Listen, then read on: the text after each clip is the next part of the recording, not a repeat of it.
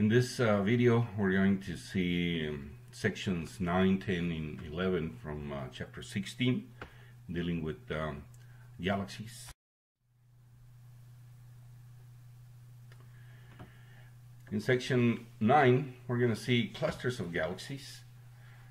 Clusters of galaxies is just a large cluster of galaxies is just a large concentration of galaxies, and they can be classified according to the number of galaxies they contain. If there are less than 1,000, they are known as poor clusters, and if they are more than 1,000, they are known as rich clusters. Of interest to our own galaxy is the local group. Our own Milky Way galaxy belongs to a cluster known as the local group. The local group contains of the order of 40 galaxies, so it's a poor cluster. And we have a map here that shows that many of them can be placed along this flat disk, including putting our Milky Way at the center. But many of the galaxies are not on that disk; they are above or below. So they are an irregular cluster. It's not that spherical. And of course it contains the Milky Way, as well as the Andromeda, which is the largest near galaxy that we have, and the large and the small Magellanic clouds. But our information that what we know about this local group is not definite. We have been looking at new galaxies, discovering new galaxies as recent as 2003, the Canis-Major. These are dwarf galaxies, most of them, and the Milky Way and the Andromeda are the largest in the local group, but they both are surrounded by a lot of satellite galaxies. And the nearest cluster to the local group is the Virgo cluster, which is a rich cluster, as we know that it has more than 2,000 galaxies. Well, as I mentioned before, the clusters can be classified according to their geometry.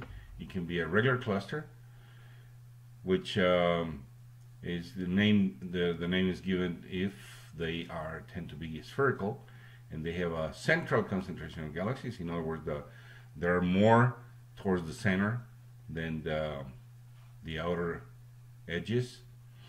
And when you have something like this, that means that they have been around for a long time, and long enough so that they can arrange themselves in this geometry through the gravitational interaction. And for instance, the Coma cluster is one of such regular cluster. And these clusters tend to have mostly elliptical and lenticular galaxies, which can be found because of the X-ray sources.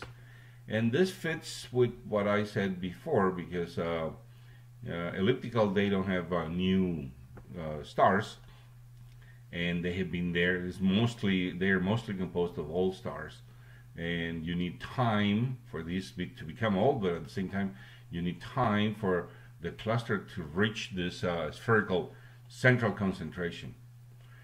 Now on the other end we have the irregular clusters, which are don't have a definite shape. They can have just a random scattering of galaxies, like for instance the Virgo cluster, the Hercules cluster. They are both irregular, and these clusters, they tend to have a more even mix of different types of galaxies.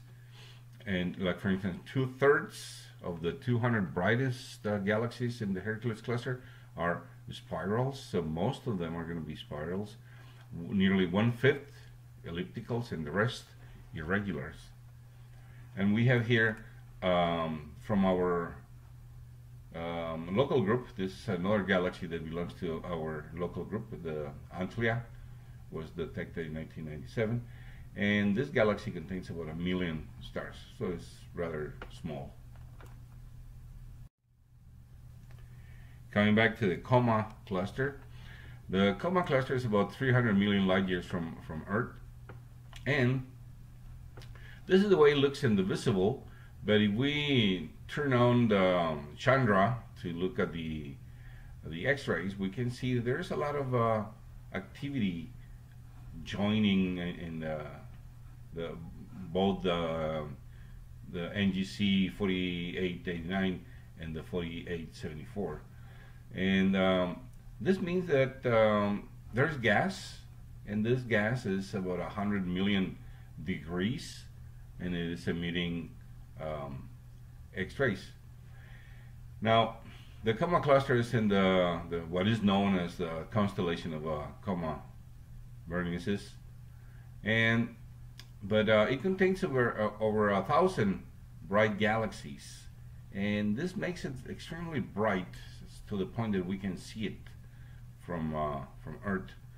In this cluster, only 15% of the galaxies are spirals and irregulars, and we do not know how many galaxies it contains. We know that it has over 1,000, but it might as well end up having over 10,000 if we ever manage to find all the dwarf ellipticals that should be out there. The Coma cluster has a special meaning in my case, because back in my time in Europe, I worked with a group of colleagues from different institutions, and we did a study on the Coma cluster. The paper was published many years ago, and it was a collaboration of Bernard Jones. From back then he was in Nordita, now he's retired, living in London, and Vincent Martinez, not Vicente, Vincent. He's a Catalan from Valencia in Spain, and Enu Saar from the Tartu Observatory in Estonia.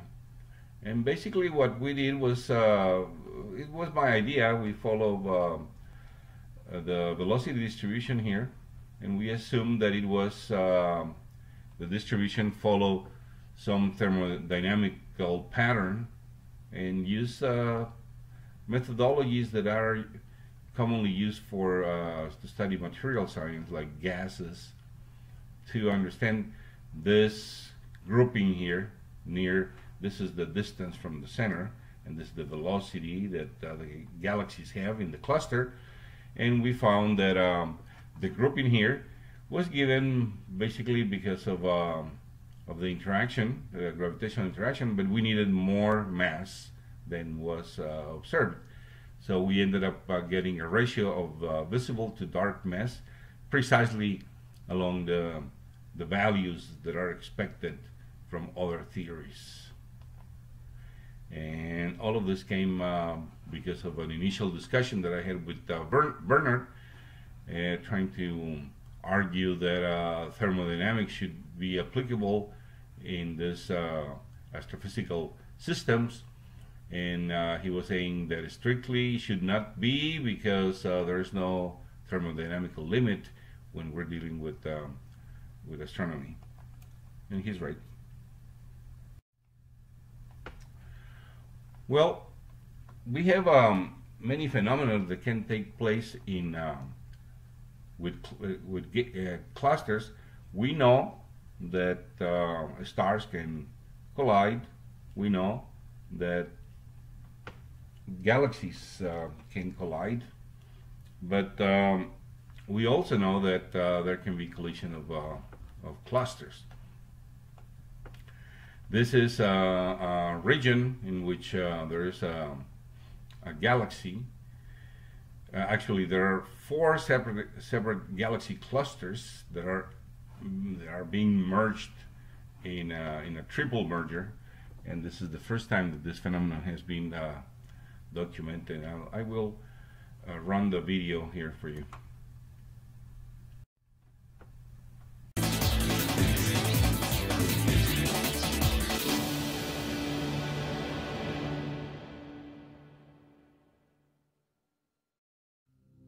This image contains one of the most complex galaxy clusters known, which is located about 5.4 billion light-years from Earth. In this system, known as MAX J 0717 for short, 4 separate galaxy clusters have collided. This is the first time such a complex crash of galaxy clusters has been documented. In this composite image, data from the Chandra X-ray Observatory reveal the cluster's hot gas, while an optical image from the Hubble Space Telescope shows the individual galaxies in the system. The gas in this image is color-coded to show temperature, just like a weather map for Earth. In this case, however, the temperatures range from millions to tens of millions of degrees, where the coolest gas here is colored red, the hottest gas is blue, and the temperatures in between are purple.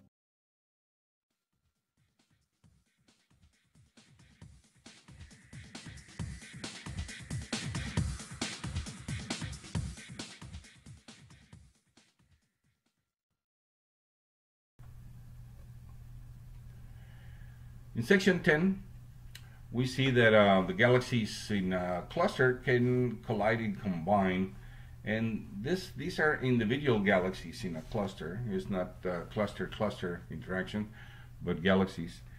We have a nice, beautiful example here, the Cartwheel galaxy.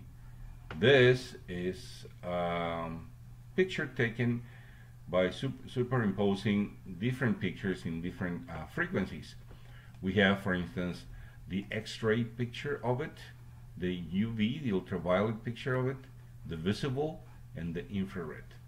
This is how we would see it if we were to look at it with a powerful telescope like the Hubble. But this would tell you that, well, something happened to this galaxy, and these two could be just observers. But if we go to the gas by using X-rays, we see that all of it is filled with gas, and that these guys on this end are responsible for what happened here.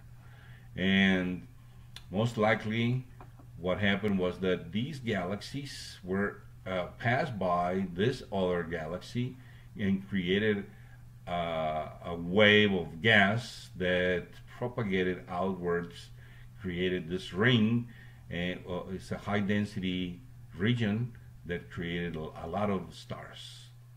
And so we have a ring of stars. And this is an example of collisions of galaxies. And they collide, but they don't really crash into one another. The main effect, they are almost transparent, so they go through one another. But the main effect is through gravity. They pull and push gas and mass, forming regions of high density like this ring here. So they produce those are shock waves. They also heat up the gas and form this large regions of high temperature gas. Continuing with the galaxies with rings, we see here that Andromeda has this huge thing out here that if we don't look carefully, we might think that it's one of the arms, this being a spiral galaxy. But this is an arm. We can see coming from there. This is another arm. We can see it extending from the nucleus, and you can argue there. But this one out here, this is not an arm, or this one here, extremely bright ring, is not an arm. So most likely, Andromeda was perturbed by a galaxy that passed by and created that region of high density gas that produce this these many stars on this ring. So it was another close interaction with another galaxy. This picture is in the infrared.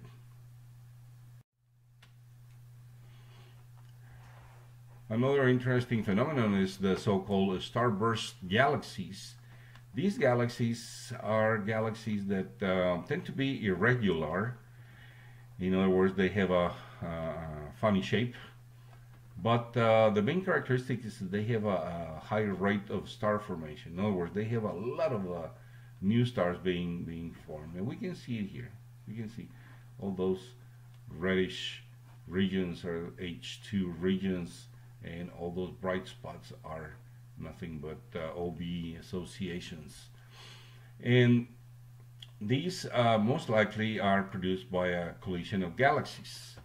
And in this case, this is the antenna galaxy, and it is it's an example of what happened in a collision between the new galaxy catalog 4038 and 4039. Beautiful. There's another possibility, like for instance, in this case, we have this extremely powerful ring of star formation. We can see it there. And this is the new galaxy catalog 1512 in the constellation The Clock. And this this ring is of size 2400 light years in width. And we're seeing it here in infrared. It's a composite between UV visible and infrared. And most likely what happened was that 1512 passed near 1510, and for some reason, I don't know the geometry, it created this high density region of gas that promoted the creation of stars. During this type of collisions, you can see that in this region of high intensity, high activity, the globular clusters are formed also.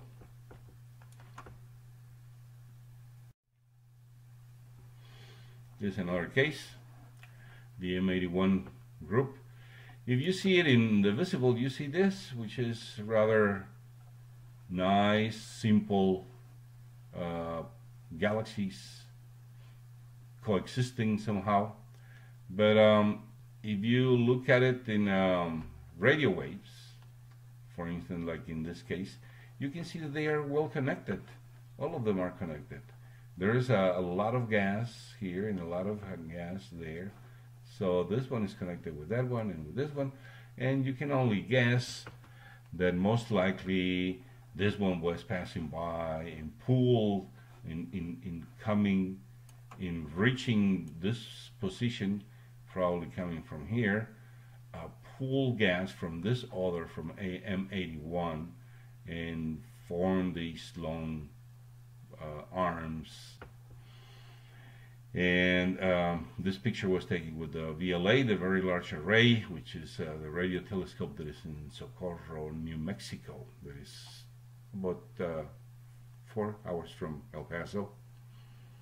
And if we see it in a different frequency here, we see that there is a lot of gas being ejected sideways, perpendicular, which means, of course, that there's a lot of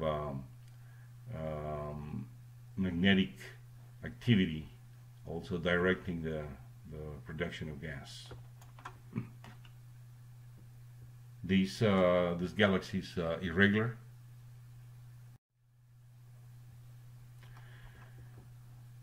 In this video, they show the cigar galaxy that at some point looked like a cigar, but not anymore. And I'm going to insert the video here. It's been called an exploding galaxy, and 3 of NASA's great observatories have teamed up to show it like it's never been seen before. This is the hidden universe of the Spitzer Space Telescope, exploring the mysteries of infrared astronomy with your host, Dr. Robert Hurt. Sigmund Freud once protested that sometimes a cigar is just a cigar. However, astronomers studying the so-called cigar galaxy have discovered there's much more going on than meets the eye. That's why they've looked beyond just visible light to understand this galactic oddity. The cigar galaxy, more commonly known as M82, lies in the northern skies in the constellation of Ursa Major. It's about 12 million light-years away. Not exactly a next-door neighbor, but pretty close as galaxies go. And while it does look a bit like a cigar, it's actually shaped like a disc. We're just seeing it edge on. Our exploration starts with the Hubble Space Telescope. It celebrated its 16th anniversary by releasing a dramatic new image of M82. This picture reveals in extraordinary detail what we can see in visible light. Dark dust lanes block our view of the star-filled disk, and unusual filaments of hot hydrogen gas extend far above and below the disk. But what's causing this gassy fireworks display? The Chandra X-ray Observatory, working at the high energy end of the spectrum, helps answer this question. These X-rays originate from million-degree gas in M82, heated by violent star-forming activity known as a starburst. Here, in a tiny region of the galaxy's core, stars are forming 10 times faster than within our entire Milky Way galaxy combined. Giant stars are exploding as supernova every 20 years or so. These blasts drive out the hot gas in geyser-like flows moving at millions of miles an hour. At the other end of the light spectrum, the infrared eye of the Spitzer Space Telescope adds a surprising new discovery. At shorter infrared wavelengths, the starlight from M82 shines clearly through the dust. We can see all the way into the central starburst. The real surprise is the huge dust halo seen at longer wavelengths. It's over 20,000 light-years across, and it's the brightest ever seen around a galaxy. This dust is made of organic compounds, similar to those found in car exhaust or on a barbecue grill. The cigar is indeed smoking, and its smoke reveals the same elements that make up planets and even people may be escaping into intergalactic space along with the gas. So what causes a nice galaxy to blow its top? It may be due to a dust-up with its neighbor. Not far from M82 is its companion galaxy, M81. It's pretty normal as galaxies go, with regular spiral arms. Spitzer's infrared view shows its red-tinted dust lies in orderly lanes along the spiral arms, not in a chaotic halo like M82. Astronomers think that 500 million years ago, these two galaxies had a close encounter. The gravitational tides were much harsher on M82, disrupting it and creating its starburst. When we combine the X-ray, visible, and infrared views from Chandra, Hubble, and Spitzer, we see this tortured galaxy in a way the human eye never could. Starlight glows in yellow-green, the hot gas is blue, and the smoky dust is red. This great observatory composite of M82 reveals at a glance this complex starburst galaxy and the materials it's recycling back into the universe. The Hidden Universe is produced by the Spitzer Science Center at the California Institute of Technology in Pasadena. The Spitzer Space Telescope mission is managed by NASA's Jet Propulsion Laboratory.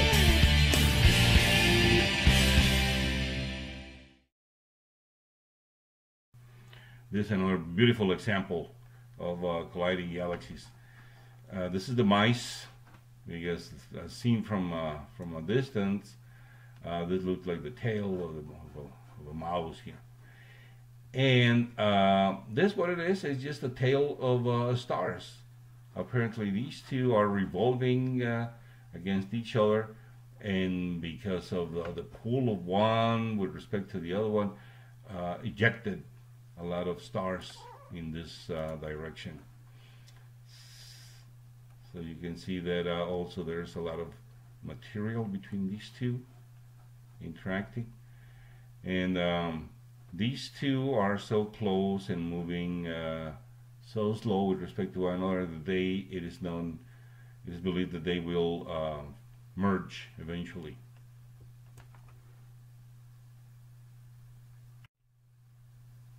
This is another case, which is an interesting case. Looks like two eyes looking at us, like an owl or something like that.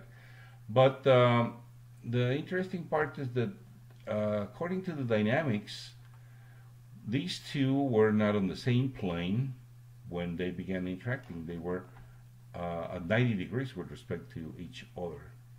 These are the new galaxy catalog 2207 on the right, and index catalog 2163 on the left.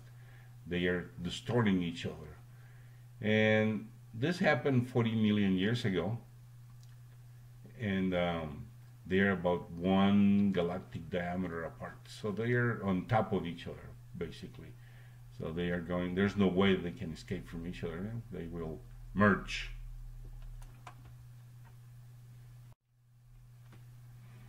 We have another case. This is is closer. The two galaxies are just about on top of each other. And this is two spiral galaxies. The whole system is composed of two spiral galaxies. This is what we would see if using the Hubble telescope. But if we look at the center by using X-rays with the Chandra, then we see that there is all of this gas, but at the same time there are two sources of X-rays that cannot be nothing else but black holes. So these two galaxies, they have their own supermassive black holes that they are in the process of merging. Now this system is 400 million light years away, which means that this image took 400 million years to reach us, which means that by now most likely they have merged, and but we won't be able to see it until we reach, anything that comes from here like light or like gravity waves reach us.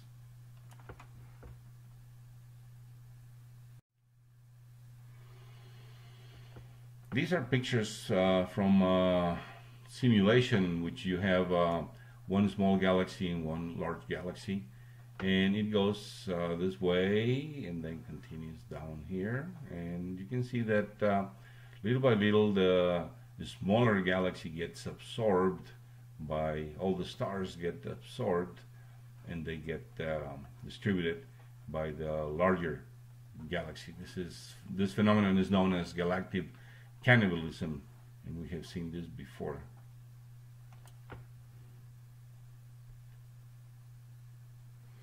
I'm going to insert this video here.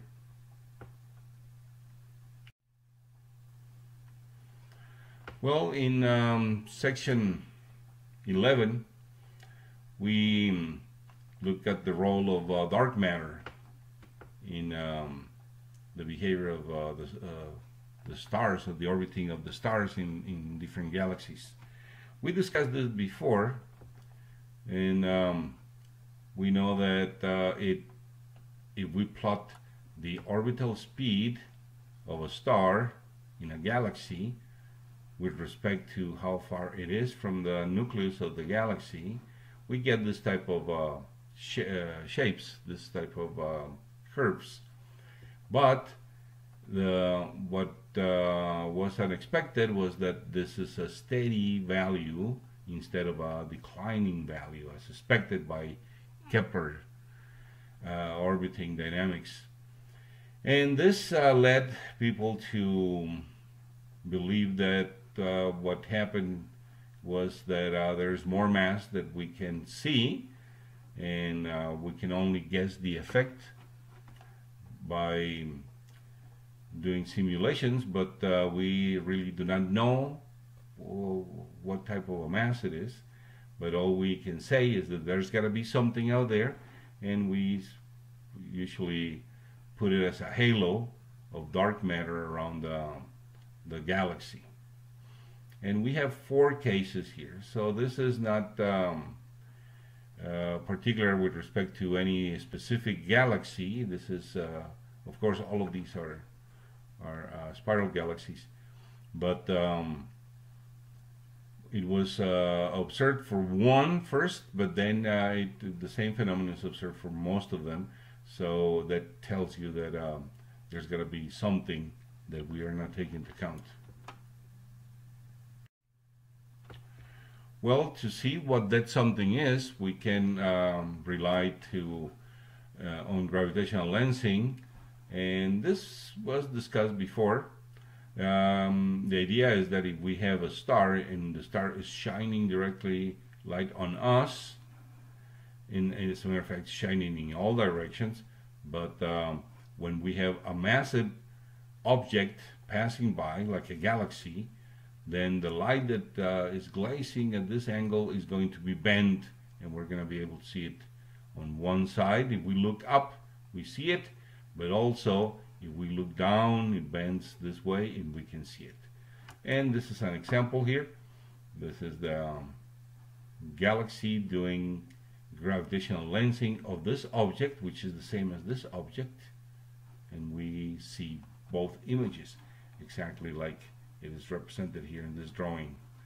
So using this phenomenon, we can calculate the mass, the actual mass of the galaxy, not only the visible mass, but the actual mass, including the dark matter, and consequently detect in this indirect way the dark matter.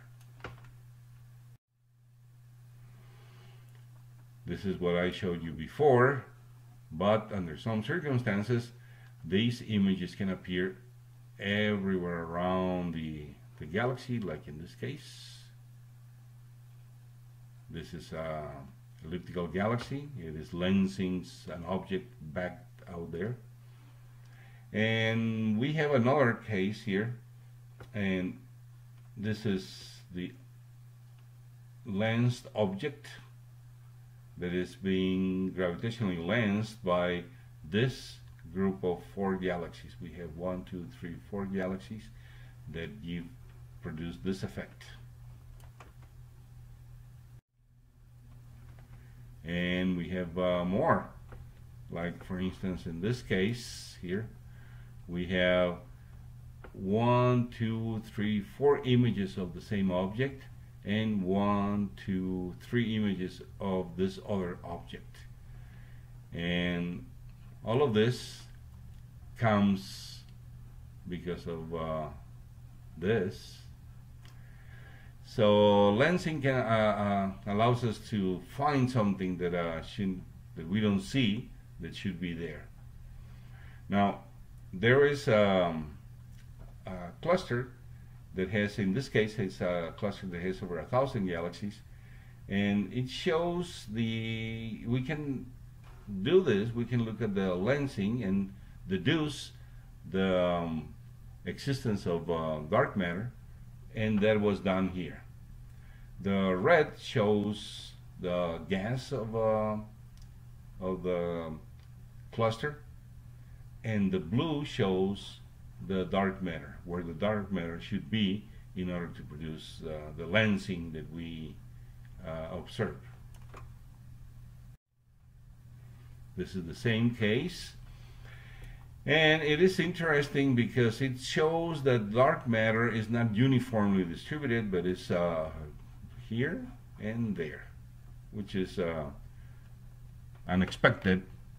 It was we're supposed to find dark matter around, in halos around galaxies, but this is a cluster of galaxies, so it is a more complex system. And to explain that, this is what people believe that happened. You had a cluster colliding with another cluster. Clusters, we're talking about 2 clusters of galaxies, and as they merged, different types of matter moved in different velocities. Visible, blue, dark, red gas, blue dark matter. And during the trajectory going through one another, the dark matter was pushed back in front of the whole system, resulting in this final distribution of dark matter.